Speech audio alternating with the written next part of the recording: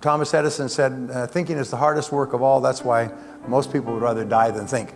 And yet thinking is the most important thing you do, because the quality of your thinking determines the quality of your decisions. The quality of your decisions determines the quality of your actions. The quality of your actions determines the quality of your results. And of course, your results determine the quality of your life. In business, the bottom line of everything is results. And the question is, does it work? And does it work, and how well does it work, and how well does it work in comparison with other things? So in business, you have one central focus and one question: does it work, and how well does it work?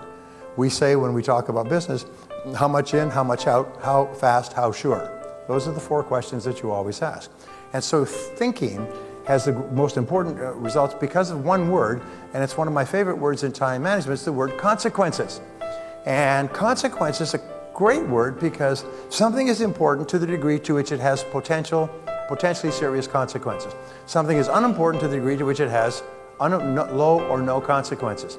Now you can always tell important people, because what do important people work on? Things that have potentially important consequences. You'll find that unimportant or unsuccessful people are people who work on things that have low or no consequences. You take the 80-20 rule, which I've studied all my life as you have. Why is it the top 20% make 80% of the money? Top 10% make 90%. Now here's the interesting thing, is that life is very much like a marathon. We all start off at the same line, we're all ready to go, and we start running, and everybody's got pretty much the same abilities and the same opportunities. We go to the same schools, we go to the same colleges, and yet some people get way, way ahead, the mass stay in the middle, and some people fall so far behind they think they're first. And so why is this? And well, this has been studied for year after year, and we find that this one single difference is the way you think. I was listening to somebody who grew up in a small town, and he was talking about this interesting point. He said he came from a poor family, and there were 3 families in that town that owned everything. They owned the mill, and they owned the factory, and they owned the general store, and they owned the shipping, and they owned the trucking, and they owned the agricultural processing. They owned everything. And these 3 families were rich. They had beautiful homes. Everybody revered them and talked about them, and they were on the bank boards and everything else. And he went to school with the kids from these 3 families. And, you know, everybody wanted to be their friends. Of course, you remember those days. And he found they were quite normal kids. They weren't very different from anybody else. But somehow these families owned everything. And it was a real shock to him. It wasn't their education, because they weren't getting a better education than he was. They weren't their grades, because the grades were the same. It certainly wasn't their physical attractiveness or anything else. It was just one thing, is they thought differently. They had an attitude of looking for opportunities and possibilities. And what we have found, the series of articles in Inc. magazine, they were interviewing people who'd become fabulously successful, rags to riches stories. Every one of them said, the only reason I succeeded is because I developed the habit of always looking for the opportunity, always looking for something good or positive in what I was doing. Whereas other people, they have a setback, they go, oh my God, wah, wah, wah, and they go home and drink and watch television and so on. But successful people are always looking for the opportunity. They think differently. And so when you learn to think better, you make better decisions, you get better results. Interesting question, by the way, which comes first, thought or emotion? Well, the answer is thought comes first, because according to the University of Pennsylvania, the way you translate something determines how you feel about it.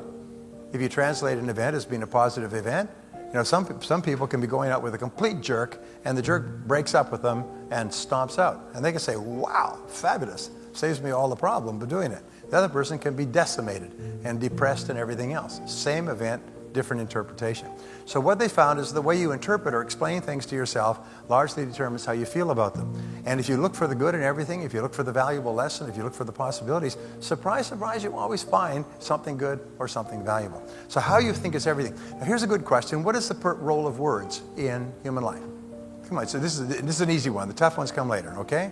What do we use words for? Come on. To communicate. And that was my answer. A psychologist asked me this question. What do we use words for? And I said, to communicate. He said, yes, but there's more than that. He said, a word, he said, is a condensed thought. And a word contains many meanings. Some words can be very rich with meaning and all kinds of interpretations. Take a word like family, as it applies to yourself. Take a word like love, or children, or home, or take a word like freedom, or financial independence, you know, or success. These words are rich words. There's libraries full of books written on these individual subjects. So what they did, starting about more than 50 years ago, is they began just testing this thesis and testing people on how many words they could recognize. Like pays to increase your word power from Reader's Digest. Did you ever read that? and you read it through and you're a little bit kind of disappointed that you missed half of them? You know, you ever had that experience? Wow. Well, what they did is they took people and they just analyzed how many words out of the 4,000. By the way, if you want to know the 4,000 most common words in English, the words that they base the SAT on, the LSAT, all the great tests, you just go to the internet and put it on Google and say 4,000 most common words, and bloop, there it is, and you can print it up. And it's about 20 pages, and it just gives you the word and the word meanings. And if you know those words, it'll put you in the top 10%, 5% of Americans living today, just because you know the words. Anyway, so what they did is they tested people, and they asked them, how many words do you recognize? And then they sorted them by socioeconomic level. There's 7 socioeconomic levels in America, by the way. Even though we are an egalitarian society, all societies have hierarchies, and we have a hierarchy. They found the people that knew the lowest number of words were inner city dwellers, and they had an average vocabulary of 400 words. Now, the English dictionary has about 650,000 words, and they knew 400. And some of them were words that are not repeatable in a family publication, and they were used as verbs, nouns, adverbs, and adjectives. Anyway, so then they went to the next level, and they knew more, and they went all the way up, and they found that the people at the highest levels of society recognized the most words. So they said, well, let's test this as a thesis, and they took people out of corporations, people who had certain levels of management, and they just experimented for 1 year. They taught them 5 words a day. An average, say, 1,500 words in the course of a year, and watch what happens to their lives. Well, it was just astonishing. They learned the words so they could recognize them and use them. They were promoted 2 or 3 times. Their income went up 50 to 100%. They were moved up into management. Their social circle changed. The people they hung around with and wasted time with in the evenings changed it completely. They started to associate with people who had higher vocabularies, because you always tend to associate with people who have the same level of vocabulary as yourself. It's almost like cream rises. You start to rise like cream as your vocabulary increases. Now, why does this happen? It's because the more words you know, the better you can think, because you have more tools to think with. You can think with greater subtlety. You can analyze things better. You can make better decisions. So as you learn more words, you actually become smarter. And every brain cell, as you know, is connected to 22,000 other brain cells. So as you learn more words, you connect those with other words, which enable you to see things, to sense things, develops your intuition to a higher level, and it makes you more successful. Now, why do I tell you all this? I'm sure you're fascinated by semantics. It's because when you come to this conference, what you do is you learn concepts. You learn words and concepts and ideas that you may not have thought about before, that open your eyes, like turning on the lights, which we did. They turn on the lights, which enable you to see ways to build your practice that you've never seen before. And the people who build their practices the faster are the ones who learn the most words, or learn the most concepts and ideas. And what I will do in the time we have together is I will share with you a whole bunch of ideas that are kind of like running through a darkened house at night and turning on the light switches, and all the lights go on. I'll give you some ideas that will turn on lights in different rooms. And that's what Ed was going to be doing for the entire time you're here, is constantly turning on light switches and say, do you realize that by doing this, by getting into implants very seriously, by using the internet to generate people, by using referral systems and so on, you can build your practice dramatically. Now, how do we know that these things work? It's because these are the reasons why all other practices grow dramatically. I mean, this is really not rocket science. And I'll talk about that in a couple of seconds. So here's my next question. Who is the most important person here? Well, the answer is you are the most important person here. You are the most important person in your entire world. You are the most important person in the universe to you. If you have a split nail, it's more important than if 100,000 people are washed away by a flood in Bangladesh. Because every person is the center of their own universe. And this is just the way it is. People say people shouldn't be so selfish. That's like saying people shouldn't breathe in and out. You know, the fact is that each human being is self-centered. That's the nature of staying alive, and it's essential for survival. Well, you are the most important person. You were important to your parents when you were born. You're incredibly important. Look at these little children, these little babies. I mean, whoa, geez, they become all important. This is the most incredible transition takes place one day before, one day after you have your first child. Does anybody know what I'm talking about? Your whole life changes. It's almost like your whole life is like the first stage of a rocket that falls away when your first child is born. It just falls away, and everything else was kind of preamble. It's kind of like of secondary importance. What's really important is what happens from now on. And so you are very important to your parents. You are very important to your children. You're important to your friends. You're important to your patients. You're important to all the people whose lives you touch. And you're going to get some opportunities to touch some additional lives after I've finished speaking. But touching lives makes you one of the most important persons. What do we have coming up in 11 days? Ta-da! Federal election. And I'm not going to talk about politics. You know, it's the problem with the word politics is it comes from the Greek. You know, poly means many, and tix means voracious bloodsuckers. You know, so we won't talk about politics because everybody's got their own idea. But I will just tell you this: if you vote the wrong way, your taxes are going to go way up. Right now, if you vote the wrong way, your taxes are going to be 50 to 60% as an independent business person running a private practice. Anyway, that's if they can get it all through. If they can't get it all through, well, then you'll only be 55%. That's before state taxes and sales taxes and car taxes and other. Anyway, but I'm not going to talk about politics. In the election 11 days from now, you walk into the voting booth and, hey, right next to you, there's Bill Gates. And the other side, there's Warren Buffett. Geez, these guys are the richest people in the United States. How many votes do they get? They get the same number of votes that you have. Your votes are important. You are an important person. Now, the reason I ask you this is because when I learned this, the underpinnings of this concept, it changed my life forever. How important you feel you are largely determines the quality of your life. How important you feel you are, how important and valuable you feel you are as a person, largely determines the quality of your life. It determines how you think about yourself and how you feel. It determines how you treat other people. And the interesting thing is how you treat other people determines how they treat you. It determines your goals you set and how persistent you are in achieving those goals. It determines the amount you discipline yourself, how hard you work. Everything is determined by how important and valuable you feel you are. Now, psychologists call this your level of self-esteem. And your level of self-esteem is like the reactor core of a nuclear generator. It's the power source of your personality. People who have positive personalities have high self-esteem. People who have weak personalities have low self-esteem. And the wonderful thing, as Ed was saying, you can raise your self-esteem by the way you talk to yourself, by the people you associate with, the people you talk to yourself. And so when you say the words, I like myself, your self-esteem goes up. So say it. Say, I like myself. Oh, come on. Take your thumbs out of your mouth. Jeez, it's almost 11 o'clock. Say it like you mean it. Say, I like myself. Wonderful. Now, when you get up in the morning, say, I like myself. I like myself. Throughout the day, say, I like myself. I like myself. Now, there's a lot of people here saying, hey, I'm a graduate in dentistry. We don't say nothing until we thought about it for 3 days. But even if you just listen to someone else saying, I like myself, your self-esteem goes up. You feel good. It's the 3 most positive words in any language.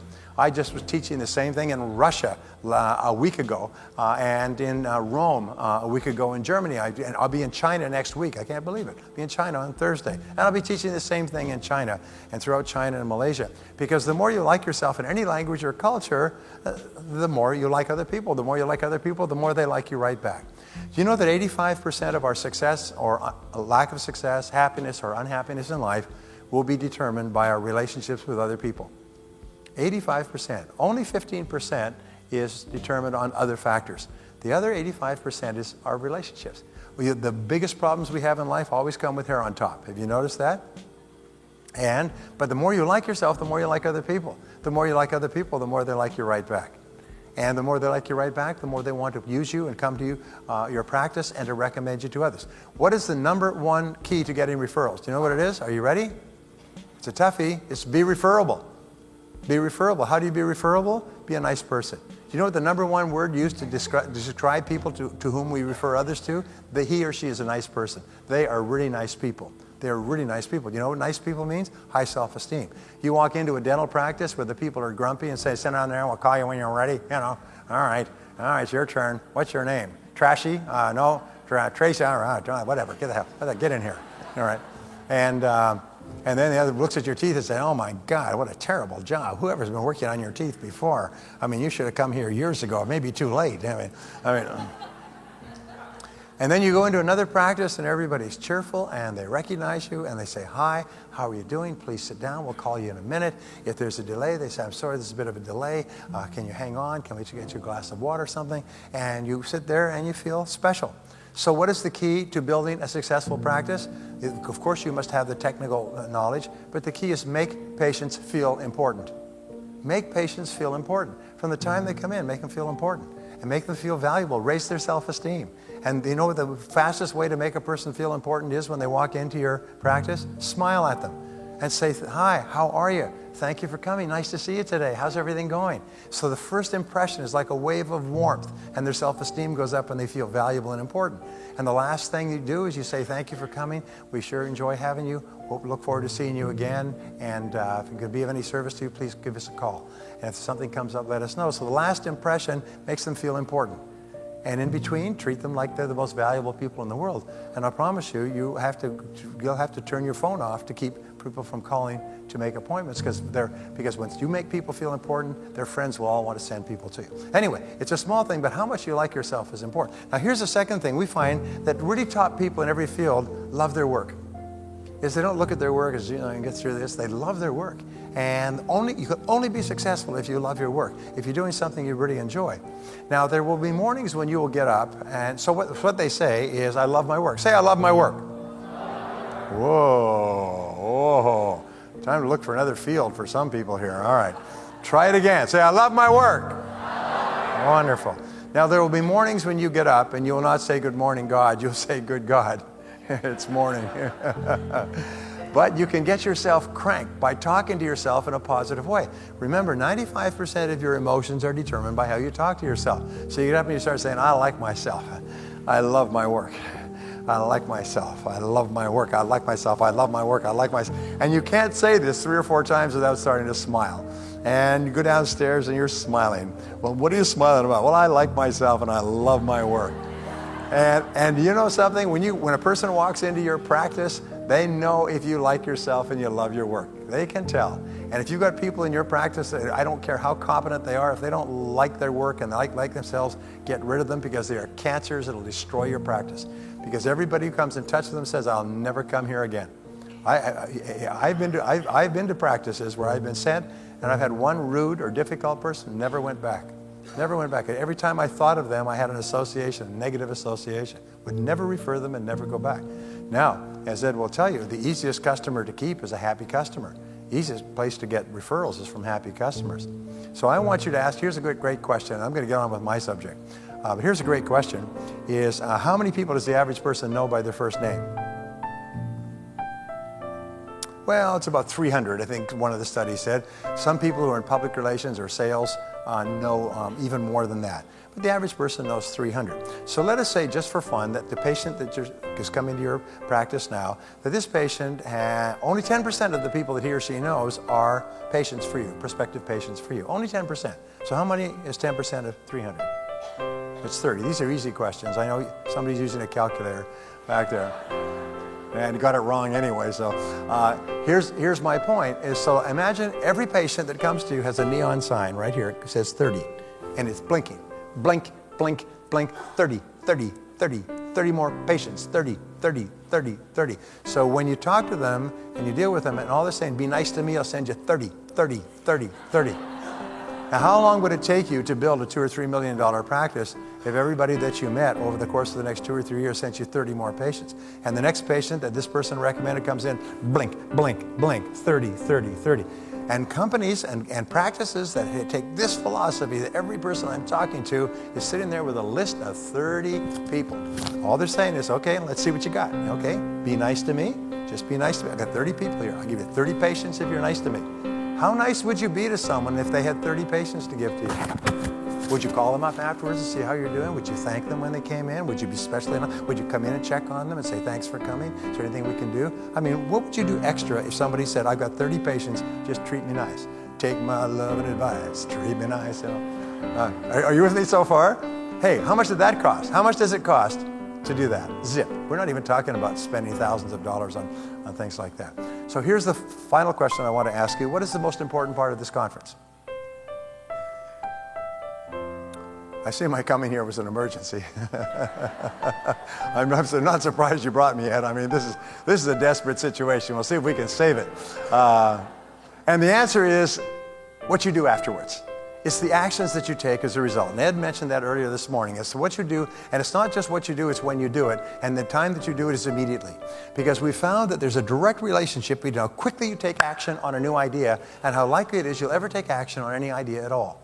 If you take action immediately, then you'll get results, you'll get feedback, you'll be able to self-correct. But if you put time off and put it off, then what will happen is all the energy will drain from it.